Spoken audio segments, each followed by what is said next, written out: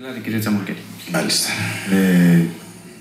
Κοιτάξτε, η ανάκαμψη θα έρθει. Η ύφεση δεν είναι επάγγελμα, δεν είναι καθεστώς. Καμία οικονομία δεν έχει κάτι στην ύφεση και από τότε δεν ανάκαμψε ποτέ. Μιλάμε για εθνικές οικονομίες. Δεν είναι επιχείρηση. Τα έθνη δεν κλείνουν. Τα κράτη δεν κλείνουν. Λειτουργούν. Θα πάει σε ύφεση, θα ανακάμψει, θα γυρίσει. Μην μας τα λέτε από την πλευρά του οικονομολόγου και νομοτελειακά. Έχουμε 1,5 εκατομμύριο ανέργους.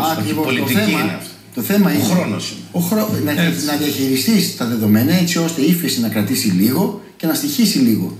Εδώ η ύφεση έχει κρατήσει 6 χρόνια, πάμε για τον 7ο, και ταυτόχρονα μας έχει στοιχήσει το 25% του ΕΠ και 1,5 εκατομμύριο ανέργους. Άρα κάτι δεν κάναμε καλά. Πολύ δε περισσότερο αν το συγκρίνουμε με άλλες χώρες και της Ευρωπαϊκής Ένωσης και την ιστορία του καπιταλισμού. Μαθαίνετε και τι άλλο. Άρα κάτι δεν κάναμε καλά. Το πρόβλημα λοιπόν ποιο είναι? Αυτή τη στιγμή πού βρισκόμαστε, από πού εκκινούμε και προς τα πού πάμε.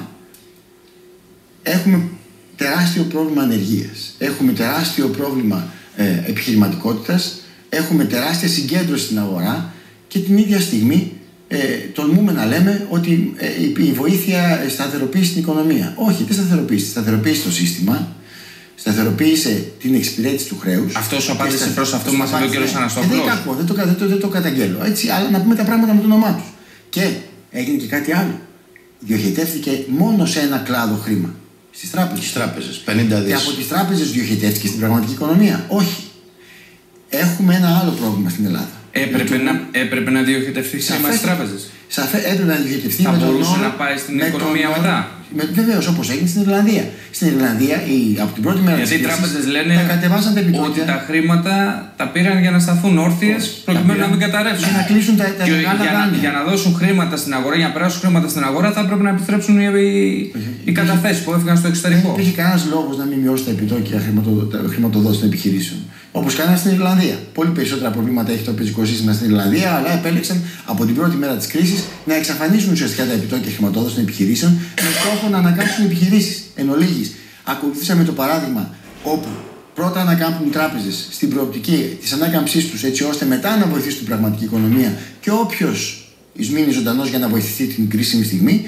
Ενώ υπήρχε και ένα άλλο παράδειγμα, πολύ πιο πετυχημένο, που έλεγε ανακάμπτει πρώτα η πραγματική οικονομία και με την πραγματική οικονομία να ανακάμπτουν και οι τράπεζες και τότε είναι και πολύ πιο υγιής η ανάκαμψή τους. Λοιπόν, αυτά τα δύο παραδείγματα αντιπαρατέθηκαν ιστορικά και με τα δεδομένα και στην Ευρώπη και παγκοσμίως. Κέρδισε δυστυχώς όχι το δικό μας παράδειγμα, το άλλο. Και εμείς εμένουμε σε αυτή την πολιτική. Ακόμα και τώρα που μιλάμε, ένας επιχειρηματίας όταν θα βγει έξω να δανειστεί, θα δανειστεί με ένα πραγματικό επιτόκιο αυτή τη στιγμή του 8 με 12%, όταν στη Γερμανία δανείζεται με ένα επιτόκιο 1 με 2%. Υπάρχει περίπτωση να συγκλίνουν ποτέ αυτές οι δύο επιχειρήσεις? Όχι. Άρα δεν μπορεί να είναι ανταγωνιστική στο Γερμανό. Δεν πάμε σε μια Ευρώπη σύγκλησης, αλλά σε μια Ευρώπη απόκλησης.